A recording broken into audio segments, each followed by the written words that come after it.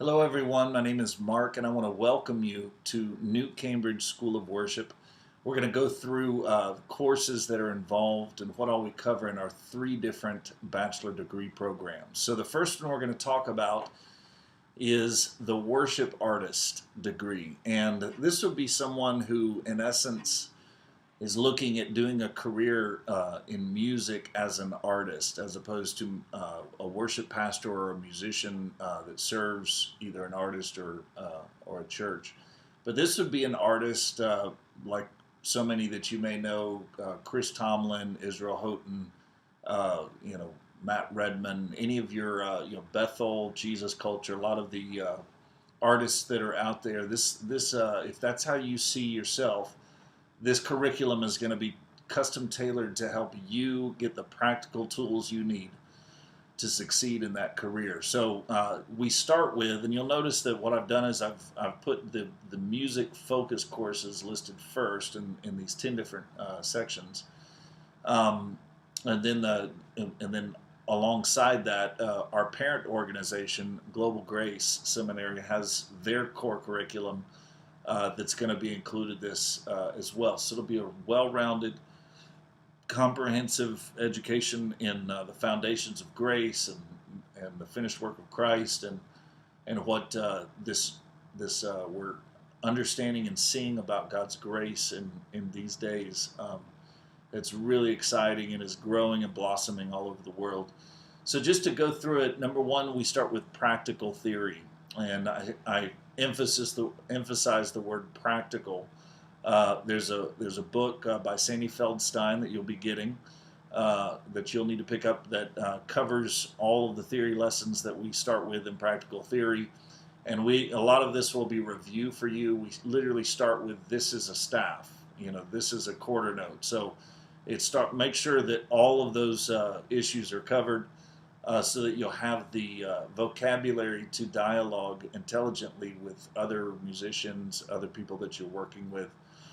And then also we start with the foundation of grace and phenomenal courses on theology and doctrine and so forth.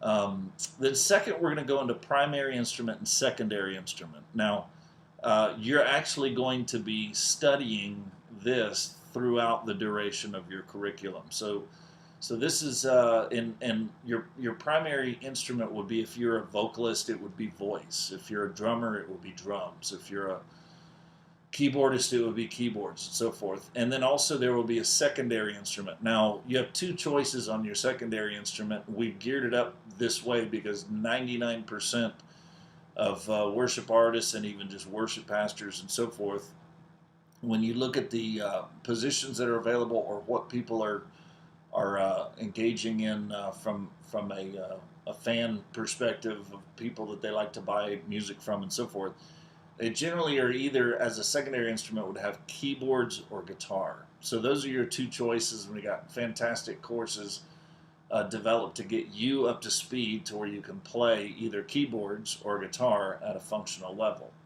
And the way we work this is we actually get you, and we've got a whole curriculum lined up for your principal instrument as well, where you're going to get with a teacher that you find locally where you are, and you're going to engage them, and we have a comprehensive repertoire that you're going to start working through with your teacher, focused on 5 core elements.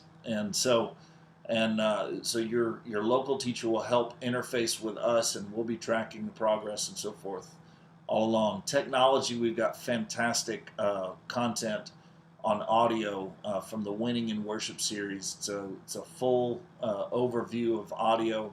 How many times have you been in a situation in a band or an artist or as a singer or whatever, and you could tell something was wrong with the audio, but you didn't know what to say to fix it? Well, we're going to give you that understanding to be able to do that. And then also computer audio from a focus course perspective. I think it's important these days that everybody has a functional view and functional understanding of how to use computers with music. So we're going to get into how to create stems, how to use stems, how to go about either buying them or creating them yourselves, or working with your keyboard player, programmer, producer type to get those stems made. And there's a lot of great resources with that as well. And then number 4, we've got another technology track. And remember, your primary instrument, secondary instrument, you're going to be working with on all of this as well.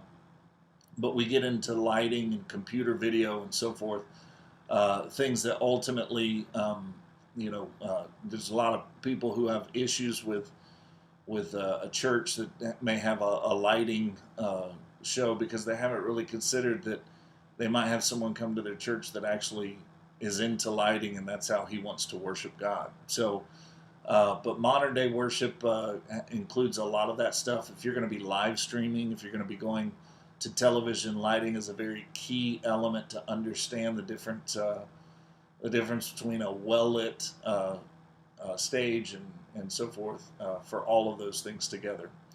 Then we get into advanced theory and ear training, and here's where you're going to do a bit of a deep dive and really put your thinking caps on, because we're going to really expand your understanding of theory. Again, we want to keep it practical, but there's just a lot of things in theory that you can be exposed to that give you that edge in creating music and working with other artists and so forth. We're going to go through the number system, so you'll be able to write down charts really easily and identify notes and so forth. So that's going to be a really fun thing. The ear training part of it goes hand in hand with it, to where you're able to hear a song and write out a simple chart that you and everyone else would be able to read.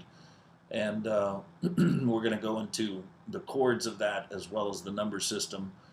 Some of you may already be familiar with that. Music ensemble and improvisation. We're going to get into, I skipped arrangement and composition. So we want to get into songwriting. And then some of what we're going to be covering, as you've probably run into, is the more that you understand the gospel and understand the grace message, you realize how many songs have lyrics in them begging God to do things that he did thousands of years ago. And so a lot of what I spend my time doing, getting ready for a service as a musician, is literally going in and trying to find songs that, number one, line up with the biblical doctrines of grace, and in some cases I have to change stuff where people are begging God to make something happen in the future that he already has taken care of. And so we're going to get into that, and as well as just composition, how to write a great song, start to finish, and then arrangement. A lot of what I've done in my career is produce live worship CDs for artists all over the world, basically in Asia and Africa, and of course here in the States and whatnot. So a lot of what I've done with those projects is I come in and I help arrange the songs in a way that's fresh, and it's not just people mashing through the songs pointlessly, but we come up with arrangements. So we're going to go deep into all of those things, to where all of you will be able to speak to the arrangement of trying different rhythms, trying different elements, different lead lines, different hooks and so forth, and sounds, and ways that you can make your song build and fall and so forth, to not make it so boring, but rather to make it fantastic. So we're going to get into all of that, which will be very helpful for number 7, which is music ensemble and improv. So we're going to get into playing as an ensemble, and the reason this is important is because right after those classes, we're going to get you guys plugged into, which most of you probably already are, but a music ministry internship. And we're actually going to have a recital choosing some of the songs from your core repertoire that you're going to learn. And also, just as you know, as new songs come out, people write new songs and so forth.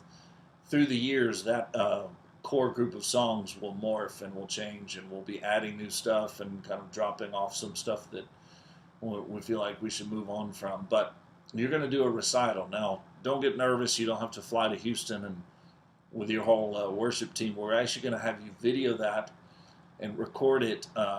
We'll walk through some steps with you on that, on how to best get it recorded. And you're actually going to upload that video to us for us to do either a pass or a fail. Oops, so I can pull up the wrong thing. So that's going to be fun, and you're going to be able to apply those music ensemble principles that you learn in that course, as well as the improvisation skills. And when I went to school, got my degree in commercial saxophone performance from Belmont University in Nashville. Improv really focused and drilled into improvisation from a jazz perspective. What we're going to do is, since very little of the world consumes jazz music, we're actually going to get into improv in a very practical and current and modern sense. We will be touching principles that you'll learn from studying jazz that will apply and translate well to pop music and all kinds of music, but we're going to have a very practical approach to improv. And then number 9, we have leadership and music ministry internship with the second recital. And of course, we're all along we're studying the finished work of the cross, salvation, gospel of Paul, spirit-led life, and the Grace Church. And for the worship artist, your final task is we're actually going to produce and record your first single and walk you through the steps of copyright and getting that released and distributed onto iTunes through SpinUp. And so that's going to be an exciting part of your curriculum as well.